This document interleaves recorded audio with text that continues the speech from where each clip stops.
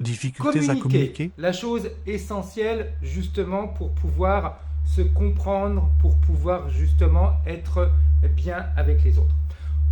Au travers des coachings que je fais ou des séances d'hypnose, dans certains cas, je me rends compte que les personnes ont des difficultés à exprimer leurs émotions, à exprimer ce qu'elles ressentent. Alors très souvent, on va vous dire, il faut absolument que tu t'exprimes, il faut absolument que tu parles, il faut absolument que tu fasses en réalité sortir ce que tu ressens.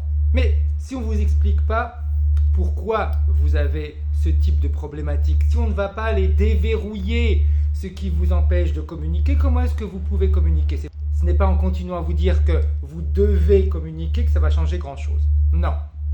Il est important d'aller chercher d'où vient cette difficulté que vous avez à communiquer. Alors l'origine peut être différente en réalité. On peut tout simplement avoir vécu dans une famille où le conflit était souvent présent et donc on a associé en réalité le fait de communiquer comme un conflit. On crée un conflit. Donc qu'est-ce qui se passe à l'intérieur de nous? On va limiter le plus possible la communication pour ne pas être dans le conflit. Ou alors, on va se rendre compte que quand les personnes communiquent, là aussi, l'échange peut être un petit peu compliqué parce que l'autre ne veut pas nous écouter, l'autre reste sur ses positions, ça crée une frustration. En grandissant, on se dit inconsciemment, je vais éviter de communiquer pour ne pas avoir ce type de frustration. Donc qu'est-ce qui se passe? C'est que vous allez associer inconsciemment la communication à quelque chose de négatif pour vous. Donc automatiquement, votre cerveau, qu'est-ce qu'il va faire?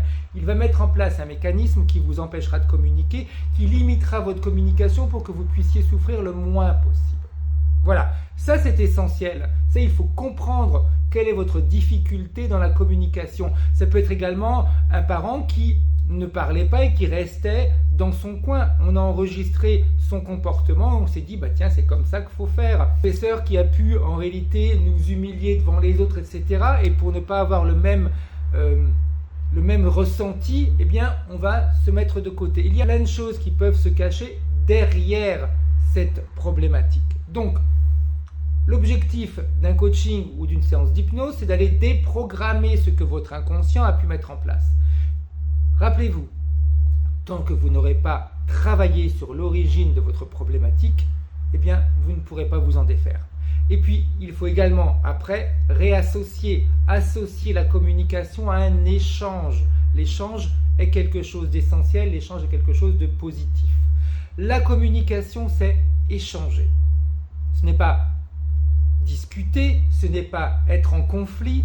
Communiquer, ça veut dire échanger. Alors il est clair qu'en ce moment, vu ce qui se passe en France, on nous montre que la communication c'est une bataille et ce n'est pas un échange. Mais c'est complètement faux. Quand on communique, on échange avec l'autre. L'autre peut également comprendre pourquoi on a certains comportements et ça permet également à l'autre de modifier certaines de ses pensées et il peut nous comprendre beaucoup plus facilement. Donc c'est pour ça, la communication est importante quand on commence à comprendre que c'est un échange. À bientôt!